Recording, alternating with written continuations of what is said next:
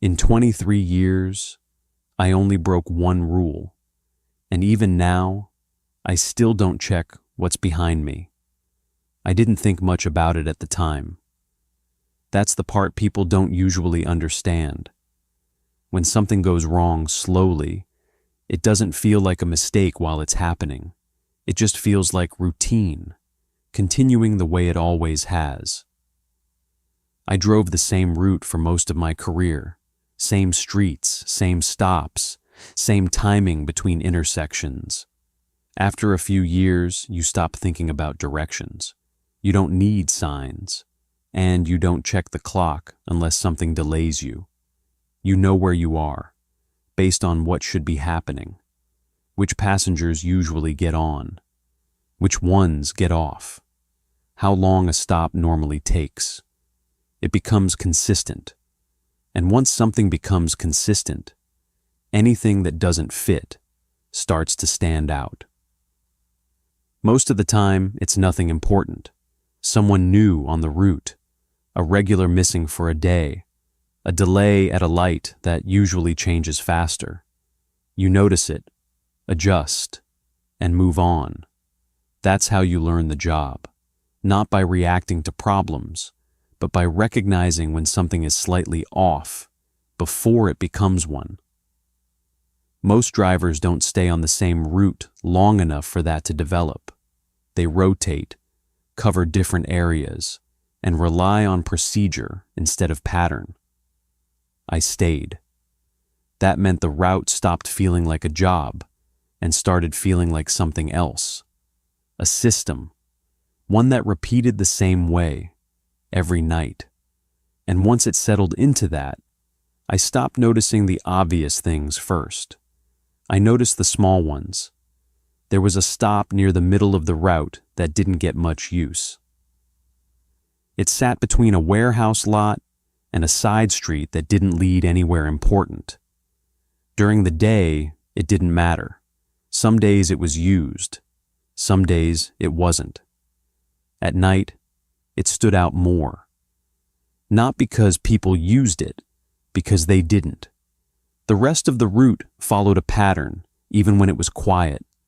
A few passengers here, an occasional stop there. That one stayed empty, more often than it should have. The lighting worked. The location made sense. There was no reason for it to be ignored. I noticed it, but I didn't question it. Every route has places like that, stops that exist in the system, but don't see much use. If it doesn't repeat, it doesn't matter. That's how you decide what to pay attention to. And for a long time, nothing about that stop repeated in a way that felt important. It was just another part of the route that didn't require anything from me. So I treated it like everything else. I slowed, checked, and kept going when there was no one there. After enough nights, that became automatic. And because it became automatic, I didn't notice when something about it started to feel different. Not immediately. Not in a way I could explain. Just enough that I began to register it, without thinking about it. The same way you notice when a familiar sound changes slightly. You don't know what changed. You just know it did. I didn't treat it as a problem, because at that point, nothing had actually gone wrong. The route still worked. Everything still aligned. And as long as the system stayed consistent, there was no reason to question anything. That's how most things go unnoticed. They don't interrupt anything. They just sit slightly outside the pattern, until ignoring them becomes part of the routine. And once that happens, it takes longer than it should to realize something isn't part of the system anymore. By the time I understood that, I had already been following rules I hadn't fully noticed yet, and I hadn't broken any of them. Not until much later, not until it mattered. The route didn't change. That's what made everything else noticeable.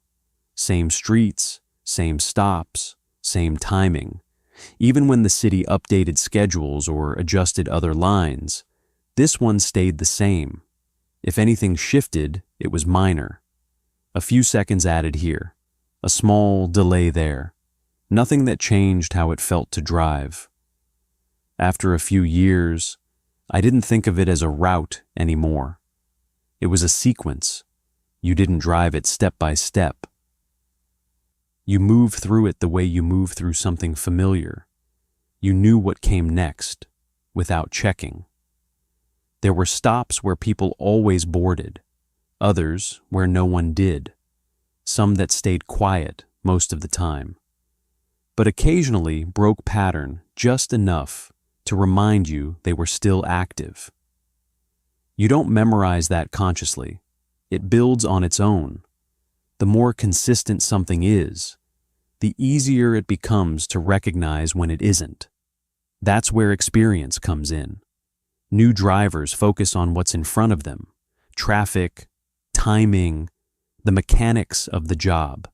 They react to what happens.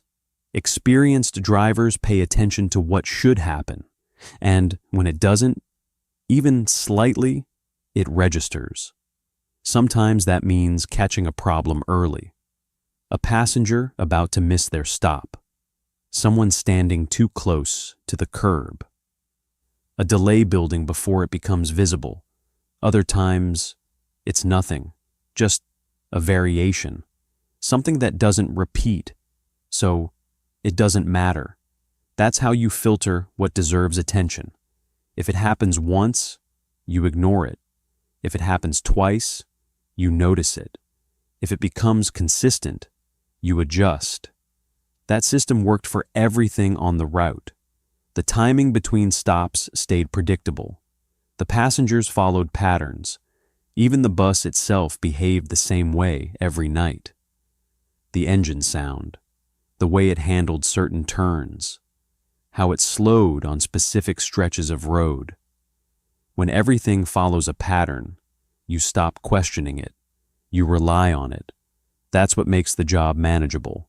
It also means you don't expect anything outside of it. There was a stretch near the middle of the route where the timing between stops felt slightly longer than it should have been. Not enough to affect the schedule, just enough to notice, if you'd been driving it long enough. At first, I assumed it was the road conditions, slight incline, uneven pavement, something that affected how the bus moved through that section. That's usually the explanation. There's always a reason, even if you don't need to define it. I didn't think about it beyond that. The route still aligned. Stops still came at the right intervals. Nothing was delayed. But that section felt stretched, not physically, in how long it took to move through it. It wasn't something you could measure easily, just something you became aware of after enough repetition. That wasn't the only place where the pattern felt slightly off. There were stops that stayed empty more often than they should. Others that seemed to receive passengers at times that didn't match the rest of the route. None of it disrupted anything. Everything still functioned. That's why it didn't stand out immediately. If something doesn't interfere with the system, you don't treat it as a problem. You treat it as variation. And variation is expected. The route depended on that kind of thinking. You follow what repeats. You ignore what doesn't. And you trust that the system holds together, because it always has. That trust builds slowly. Years of doing the same thing without issue reinforce it. You stop questioning why things work. You just assume they do. Looking back, that's what made the transition to nights harder to understand. Because the route didn't change, but the way it behaved did. And the difference wasn't obvious enough to treat as a problem. At least not at first. It was just enough to register that something didn't fully match the pattern I had learned to rely on. And once that awareness starts, it doesn't go away. It just waits. until something makes it harder to ignore. I moved to nights because I thought it would be easier. Less traffic, fewer passengers, fewer delays. That's how it's usually explained. After years on the same route, I figured I knew it well enough that the change wouldn't matter. On paper, it didn't. Same route number, same stops, same schedule, just shifted later. But the way it felt changed almost immediately. The first part of the shift still resembled daytime operation. People getting off late work, others heading home. There was movement, some level of interaction, enough activity that the route felt connected to the rest of the city. After a certain point, that dropped off. By 1 in the morning, the bus would be mostly empty. By 2, sometimes there would be no one at all. The route still ran the same way. Every stop was approached, every position aligned. Even when no one was waiting, you slowed slightly, checked, then continued. That's how you maintain consistency. At night, that consistency becomes more noticeable. There are longer stretches where nothing changes. No boarding, no exiting, no traffic passing by. Just the sound of the engine and the road beneath it. At first, it felt easier, less to track, less to manage. But after a few shifts, I started noticing something different. The route didn't feel empty. It felt separated. During the day, everything connects. The route moves through an active system. Traffic flows around you. People move between stops, and the environment reacts to the bus being there. At night, that connection fades. The route continues, but it doesn't feel like part of anything else. It feels self-contained. That's when smaller details start to stand out more. You notice how long it's been since the last passenger boarded. You notice which stops remain empty and which ones don't. You notice when something happens at a point where nothing usually does. That awareness builds slowly. Most drivers don't stay on night routes long enough for it to settle into anything consistent. They rotate out, go back to daytime schedules, and treat it as a temporary assignment. I stayed. After a few weeks, I stopped comparing it to daytime driving. It felt like a different system. The timing between stops seemed longer, even though the schedule hadn't changed. Certain stretches of road felt more isolated than they should have. And some stops, especially the ones that didn't get much use during the day, started to stand out more than the busy ones. There was one in particular. It sat under a single streetlight, positioned between an industrial lot and a side street that didn't lead anywhere important. During the day, it was just another low-traffic stop. At night, it felt disconnected. Not empty, disconnected. Most stops, even when unused, still felt like part of the route. They existed within the same pattern as everything else. This one didn't. It didn't follow the same rhythm. It didn't match the spacing between active stops. It just sat there, exactly where it should be, but not behaving the way the rest of the route did. At first, I didn't question it. Every route has inconsistencies, places that don't align perfectly with the rest of the system. You notice them, then you adjust. But this didn't adjust. It stayed the same, night after night. And the more consistent it became, the harder it was to ignore. That's when I started paying closer attention to how the route behaved after midnight. Not because anything had gone wrong, because something didn't fully match what I had learned to expect. And once you notice that, you start looking for patterns, even if you don't realize it yet. Even if you don't know what you're looking for, you just keep driving, waiting for something to repeat enough times that it becomes part of the system. Because once it becomes part of the system, you can deal with it. Until then, it just sits there, unresolved. And the longer it stays that way, the more it starts to feel like it belongs there, even if it doesn't behave like anything else on the route. The official transition to nights didn't take long. A supervisor rode along for 2 shifts, checked my timing, made sure I handled empty runs without drifting off schedule. After that, I was cleared to run the route on my own. Nothing in that process was unusual. What didn't fit into it happened after my 3rd solo shift. I had finished the route, parked the bus, and was completing the log when one of the senior dispatchers asked me to wait. He didn't usually speak directly to drivers unless something needed attention. I assumed I had missed something in the report or made a minor error on the route. He didn't mention any of that. He asked how the night shift felt. I told him it was quieter, but manageable. Nothing outside normal conditions. He nodded, like that answer was expected. Then he said there were a few additional procedures specific to that route after midnight. Not official ones.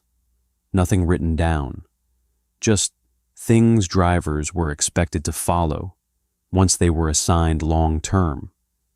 The way he said it made it sound routine, but the delivery didn't match. He wasn't offering suggestions or passing along advice.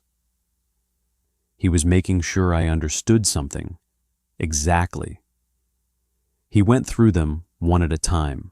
Each instruction was short, direct, no explanation attached to any of them. After each one, he paused briefly, like he was waiting for me to confirm that I understood, even though he hadn't asked for confirmation. I asked if they were safety-related. He said they were consistency-related.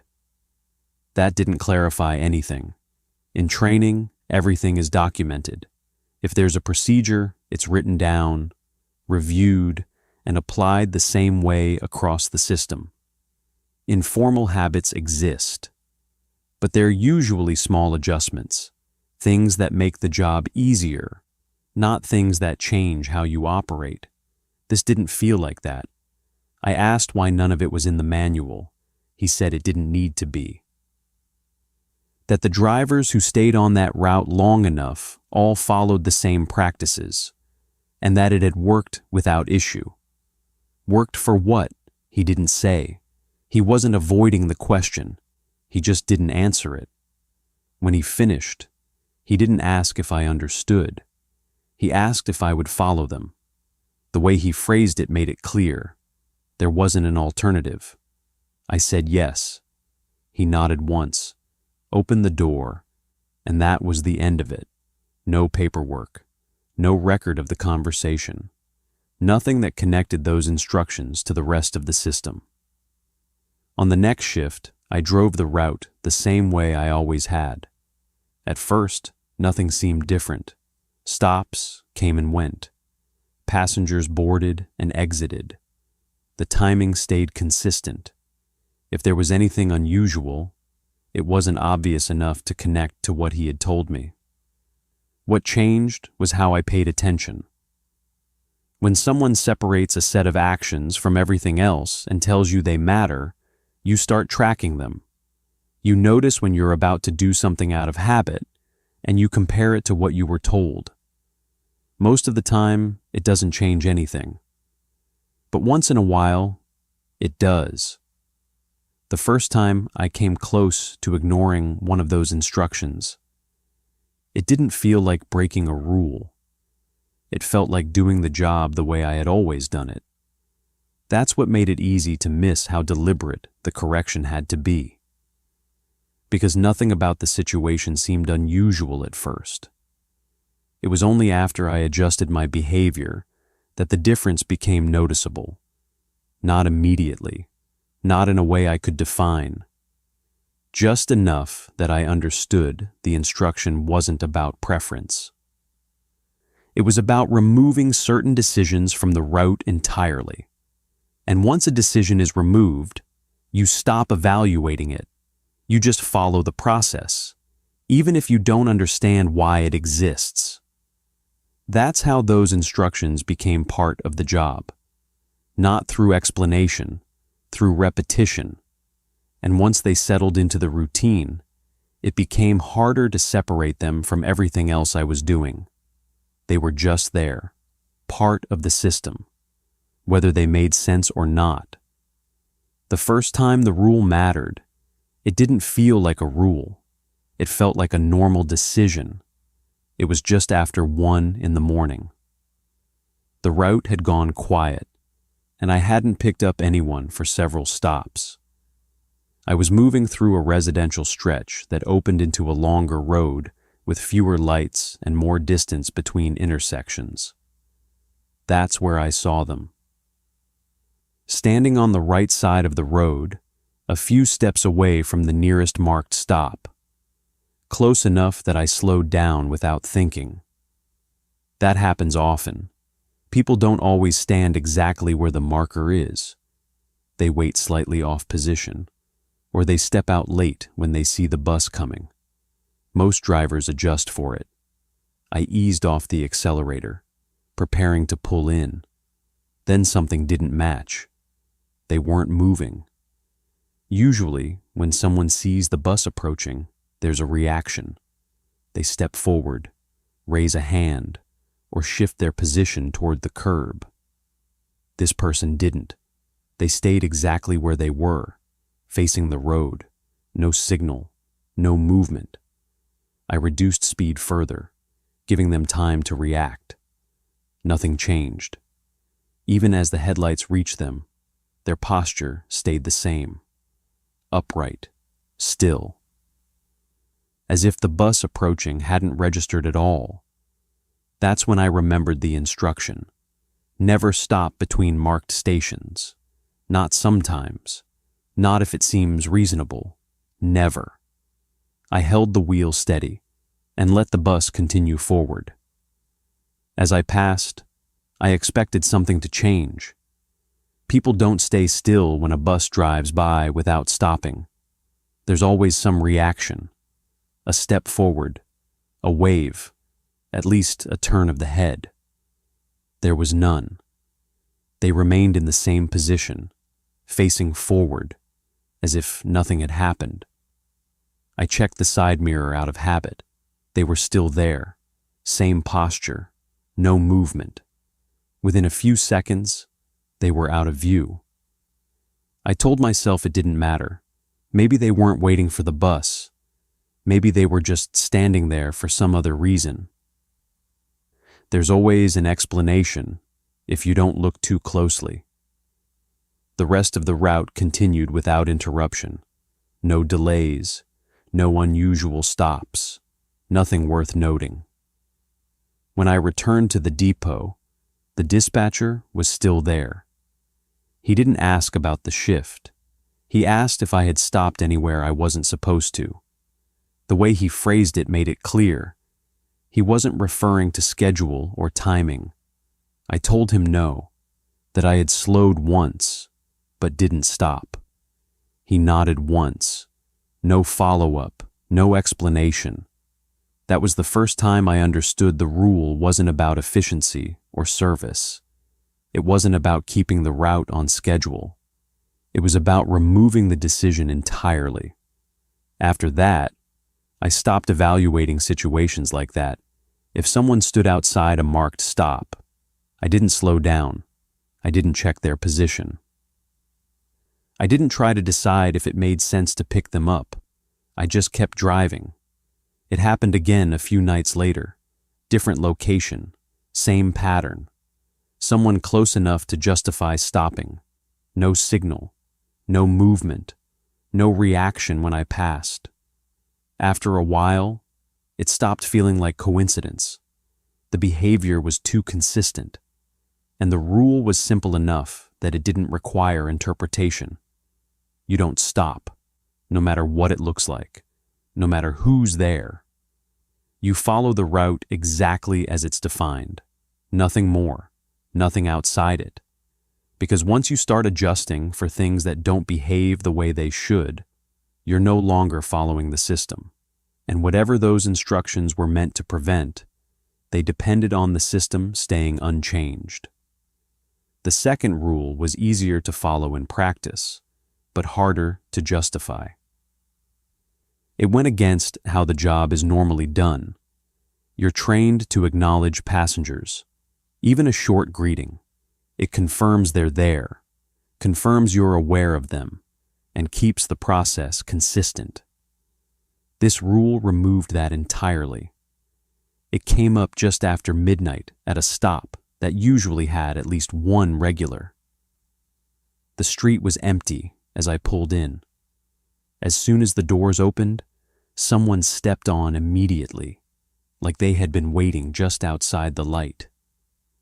That part wasn't unusual. What stood out was how they boarded. No hesitation, no glance toward the driver, no pause at the fare box. They moved past it without slowing and continued down the aisle without looking up. Normally, I would say something, even just a short acknowledgement. I didn't. The instruction was clear. Do not speak to late boarders.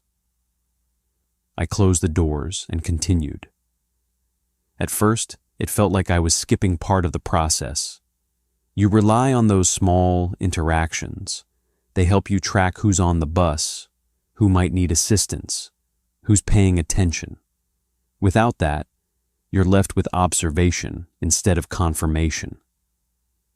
The passenger took a seat midway down the aisle. From the mirror, I could see their position, but not enough detail to define anything else. That was normal. What wasn't normal was the lack of any adjustment after sitting. No shifting, no settling, no movement at all. Just a fixed position. I kept driving. At the next stop, no one got on. No one got off. I checked the mirror again. Same seat, same posture, no change. Over the next few shifts, the pattern repeated. After a certain point in the night, anyone who boarded followed the same behavior. They entered without acknowledgement, avoided eye contact, moved directly to a seat, and stayed there. No one spoke. No one asked questions. No one reacted to anything around them. The bus still made its usual sounds. Engine, brakes, the movement over uneven road. But from the passengers, there was very little, not silence, just reduced, controlled. I adjusted to it the way you adjust to anything that becomes consistent. I stopped expecting interaction, stopped initiating it, focused on the route. If no one needed anything, there was no reason to engage. But removing that interaction changed how I tracked the interior. Without conversation, you rely on movement. You notice who shifts, who stands early, who moves toward the exit. With these passengers, those indicators were limited. They stayed where they sat. One night, I almost spoke. A passenger boarded later than usual, closer to the end of the route, and for a second it felt automatic to say something. Just a reflex. I stopped myself before the words came out. Not because I hesitated, because I remembered how the instruction had been given. Not as a preference, as something that wasn't meant to be tested. The passenger didn't react either way.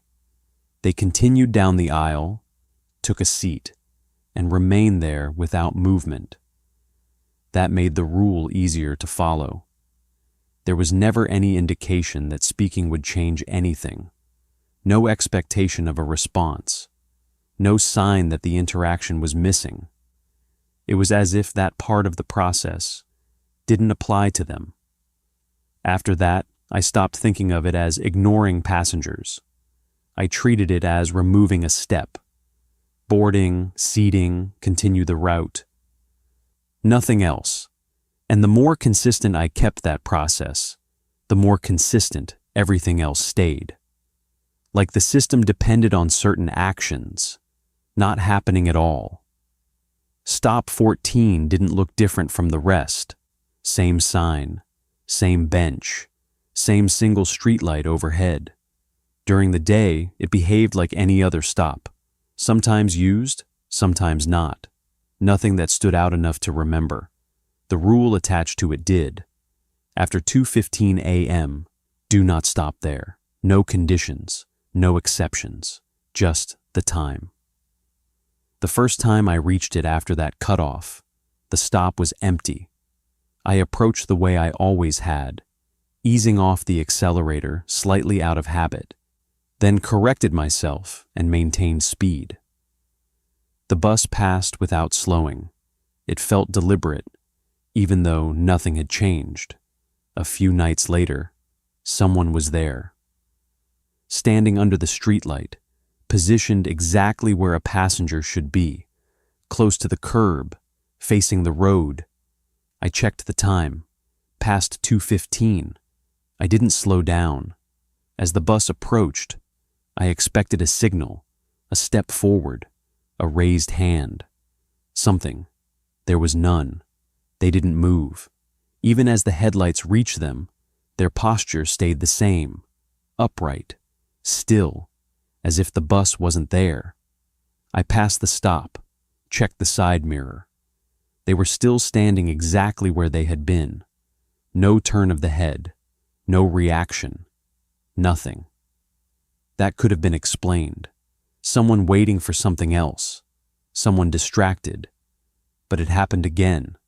Same stop, same time, different night, another person, same position, same stillness, no signal, no reaction when I passed. After a while, I stopped treating it like a decision. After 2:15, stop 14 wasn't part of the route anymore. I didn't check for passengers. I didn't slow down. I didn't acknowledge it. Then one night, I noticed something that didn't match. There were two people standing under the same light, same spacing, both facing forward, neither moving. That wasn't unusual on its own. But the next night, there were two again, same positions, same distance between them, same posture. And the night after that, one, standing exactly where one of the previous two had been. Not slightly off, not adjusted, exactly aligned. That's when it stopped feeling random. The positioning was repeating, not just the presence, the arrangement. Like the stop wasn't receiving passengers, it was holding them. I kept driving, following the rule, ignoring the stop completely. But after that, I started noticing something else. Even when no one was there, the stop didn't feel empty. It felt occupied, not visibly, just not vacant in the same way other empty stops were. Every other unused stop felt inactive. This one didn't. It just looked that way. One night, just before passing it, I caught myself checking the mirror before I reached the stop. Not because of anything behind me, because I didn't want to look at it directly. I kept my eyes forward, maintained speed, passed it without slowing. And for a second, in the edge of my vision, it felt like there were more people there than I had seen from a distance. I didn't confirm it. I didn't look back. I just kept driving. After that, stop 14 stopped feeling like a location. It became a fixed point. Something that existed on the route, but didn't behave like part of it. And the more consistently I passed it without stopping, the more consistent everything else remained. Like the system depended on that interaction never happening. Because whatever was waiting there wasn't trying to get on the bus. It was just waiting for something to stop. The fourth rule didn't change where I drove or how I handled the route. It changed what I could see. Standard practice on night shifts is to dim the interior lights, It reduces glare on the windshield and makes it easier to see outside, especially on darker stretches of road. Every driver does it without thinking. This rule required the opposite. After midnight, keep all interior lights fully on, no dimming, no adjustment. The first night I followed it, the difference was immediate. The inside of the bus stayed bright, even as the outside faded into darkness. Every seat, every pole, every surface was clearly visible, no matter how dark the road ahead became. At first, it just felt uncomfortable.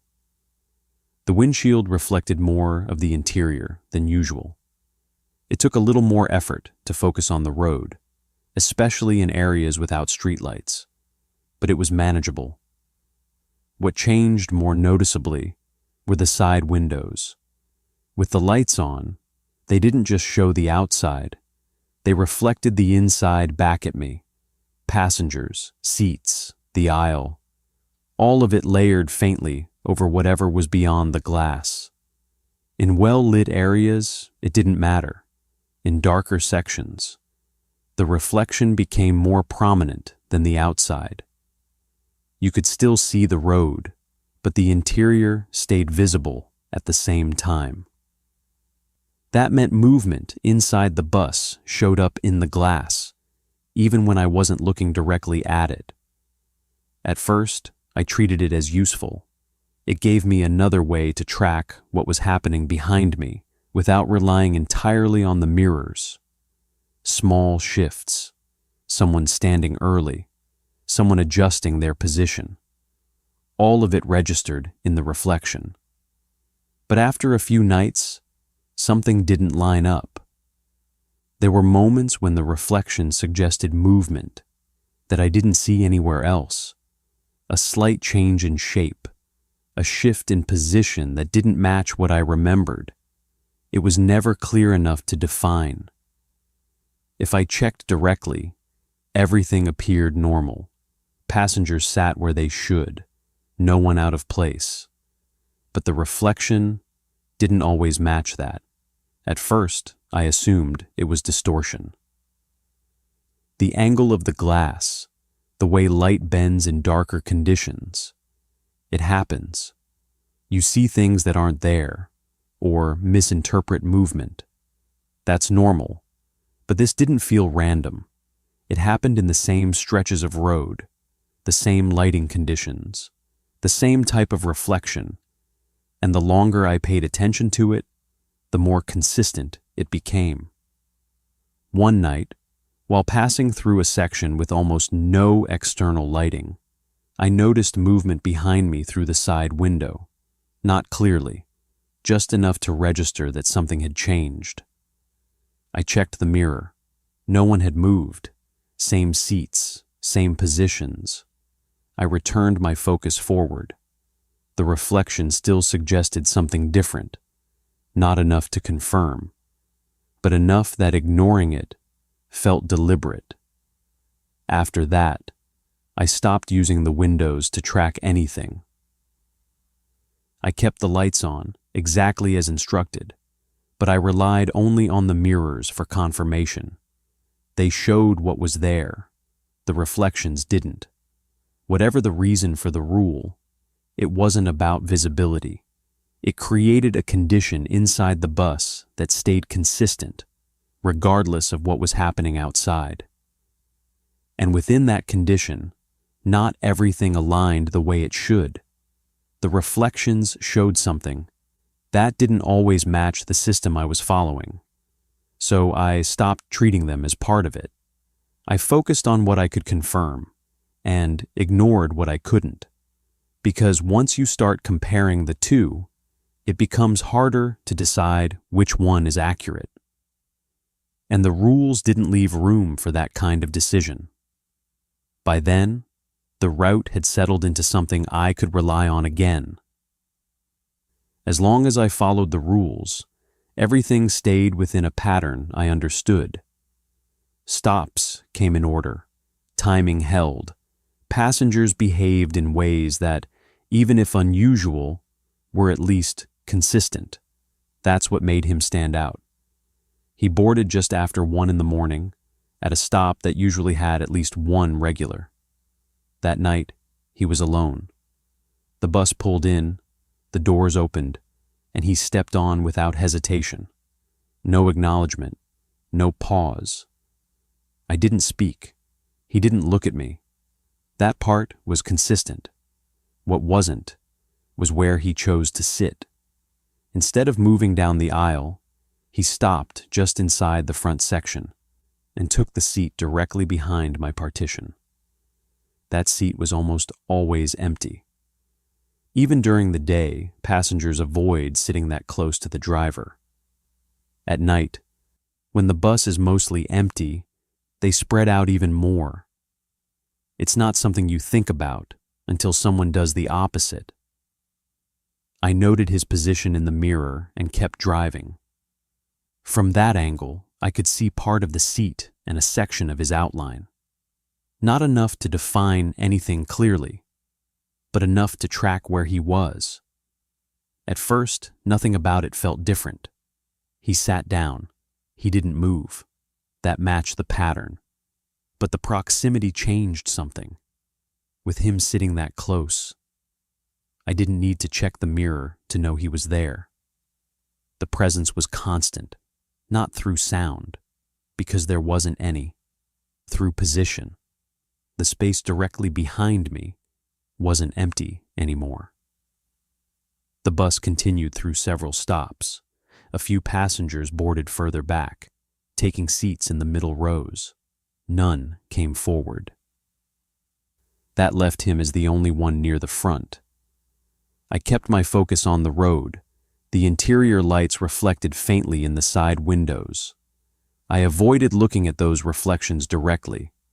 Even without checking, I could tell he hadn't moved. No shift in position, no adjustment when the bus turned, no response to motion at all. At the next stop, I slowed, opened the doors, and waited. No one got on, no one got off. I closed the doors and continued. Out of habit, I checked the mirror. Same position, same posture, no change. I returned my attention forward. Passengers usually react to the movement of the bus, even slightly. A turn, a stop, a change in speed. There's always some adjustment. From what I could see, he didn't respond to any of that. He remained aligned with the seat, as if the motion of the bus didn't apply to him. The route moved into a longer stretch with fewer stops. This is where passengers usually prepare to get off. They stand early, move toward the exit, press the signal. He didn't. No movement toward the aisle, no signal, just the same position, directly behind me. That's when I noticed something else, not movement, the lack of it.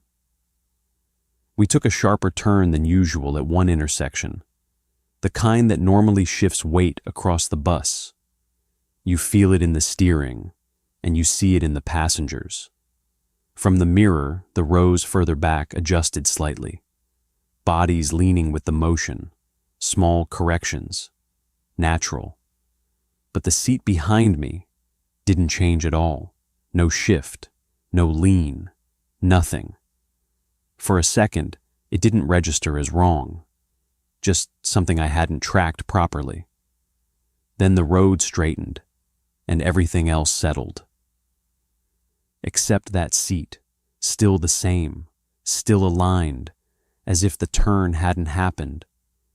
I didn't turn around. I didn't need to, because if I had missed it, the mirror would have corrected that, and it didn't. I adjusted my grip on the wheel and kept driving. The road ahead stayed clear. Behind me, nothing changed, but the awareness shifted. Before, it was just presence. Now, it was position that didn't respond to the environment. And that made it harder to treat him like a passenger. Because passengers follow the movement of the bus, even without thinking. Whatever was sitting behind me didn't. At the next stop, someone further back got off. I watched them exit through the mirror. When I checked again, he was still there. Same seat, same posture, still perfectly aligned. By that point, I stopped expecting him to move.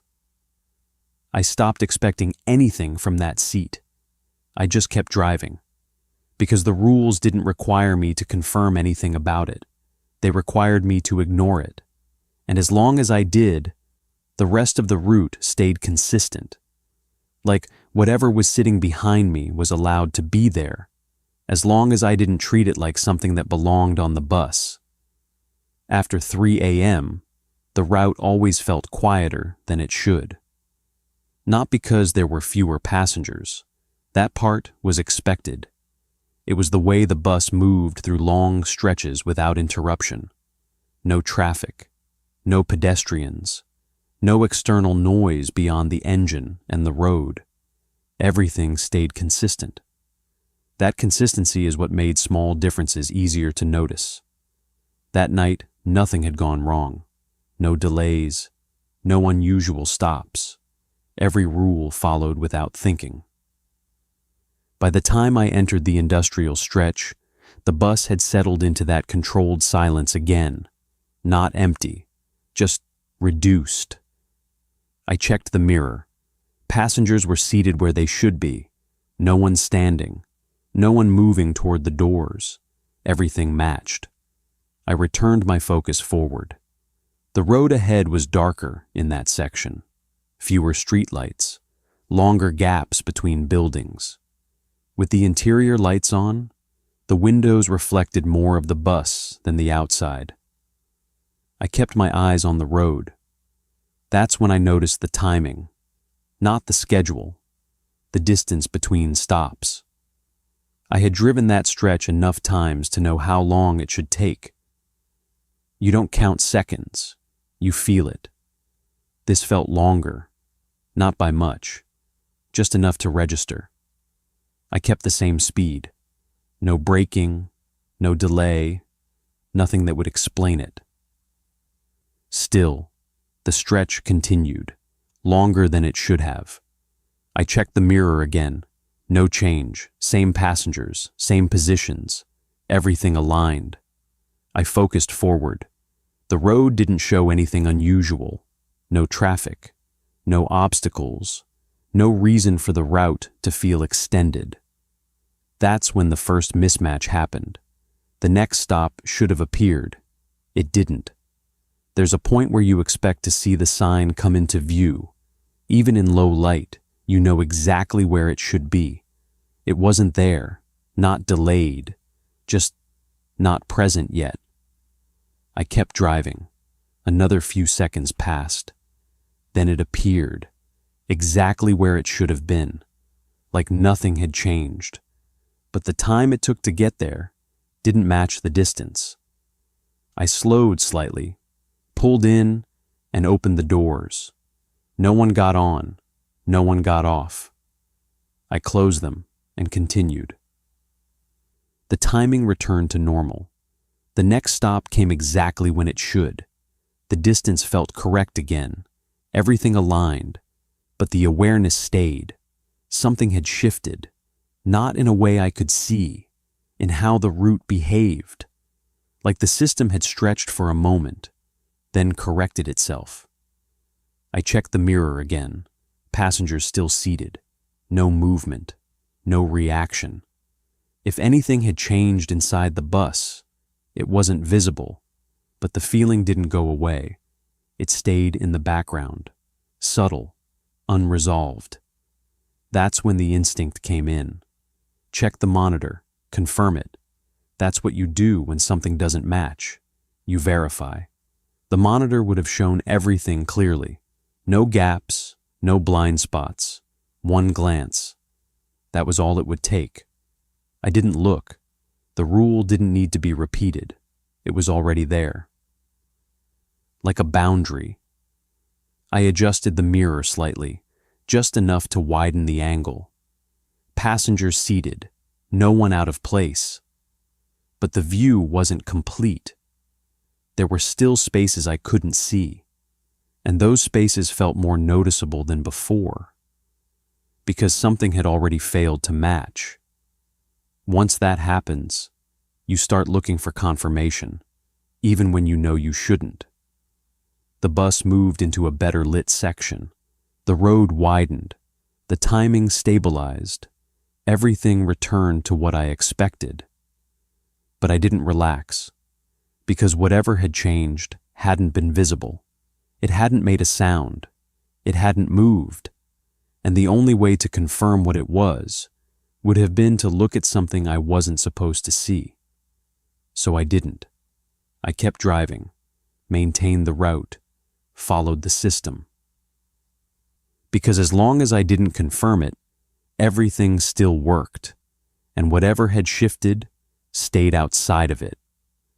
It happened near the end of a shift that had stayed consistent the entire night.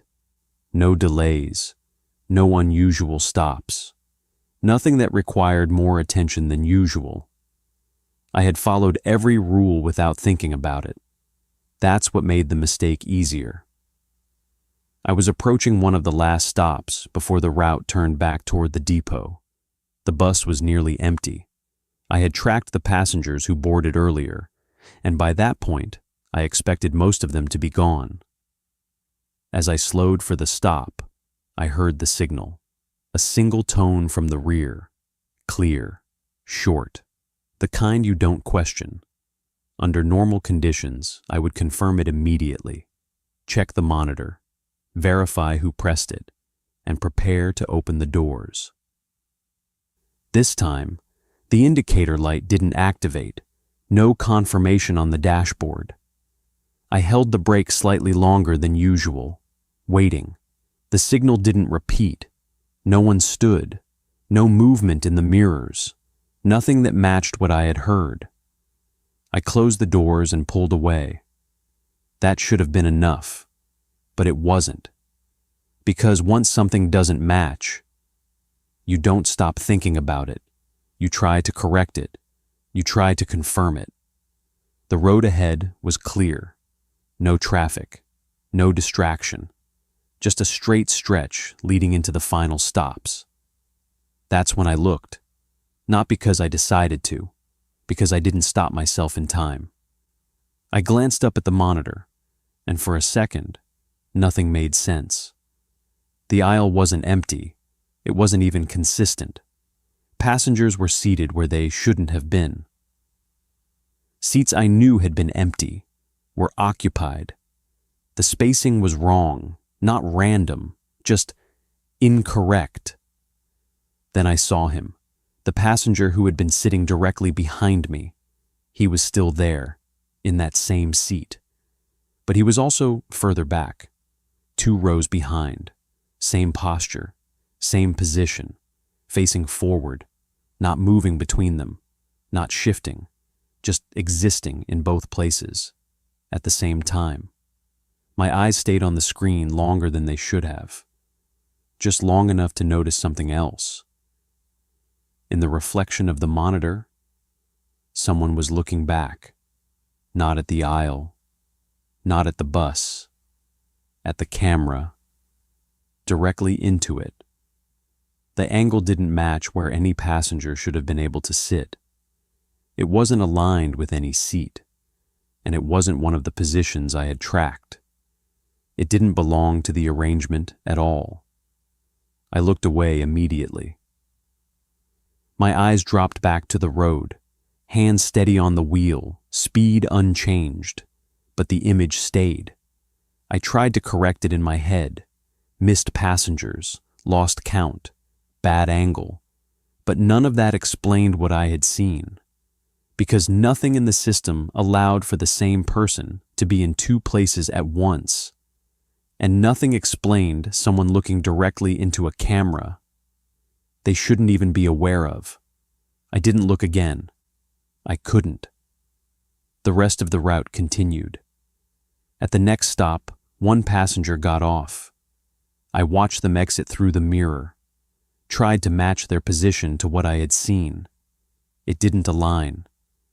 There were still more people seated than there should have been, and the seat behind me, from the mirror, it appeared occupied, but not clearly enough to confirm anything. I didn't turn around. I didn't check the monitor again. I just drove.